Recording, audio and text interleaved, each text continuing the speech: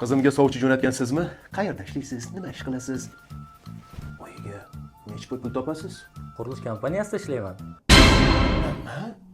Stop, mashinnik. Sen ham odamlarni zor qarshitayotgan firmadan biri bo'lsang kerak. Eshikning orqasidan yur. Senga beradigan qizim yo'q. Dadajon, Dadajon? dadajon, biz mashinaga emasmiz. Biz sifatli uylar quramiz. Uylarimizni 0 dan to 100% ta'mirlangan holatda topshiramiz. Sifatli armaturalar ishlatamiz, sifatli betonlar ishlatamiz, sifatli akvar romlarini ishlatamiz, sifatli MDF eshiklar, sifatli metal eshiklar ishlatamiz. Bizning loyihalarimiz hozir juda ham ko'p. Ana shulardan bittasi Sokin makon 100% tayyor holatda. Tez kunda kadastr hujjatlari chiqadi. Sokin makon 1 ni ikkinchi etapi yaqinda sotuv ochildi.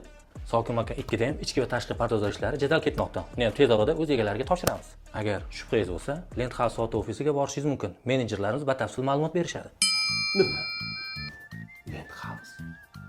Land House kompaniyasi? Gapni Land House kompaniyasida ishlayman deb boshlamaysizmi? Bu kompaniya xalq ishonchini qozonib kelyapti-ku. To'ylar muborak bo'lsin. Roziman, bolajonim, o'g'lim bo'ldingiz. Endi kuyovto'ra, shu qizimni mahriga, qizimga 3 xonali, adajoningizga 2 xonali, oyijoningizga 1 xonali Land House uylardan berarsiz. Otasiga aroq zavodi, onasiga kampir zavodi, opasiga kiyim fabrikasi, sizga zambarakli o'qi.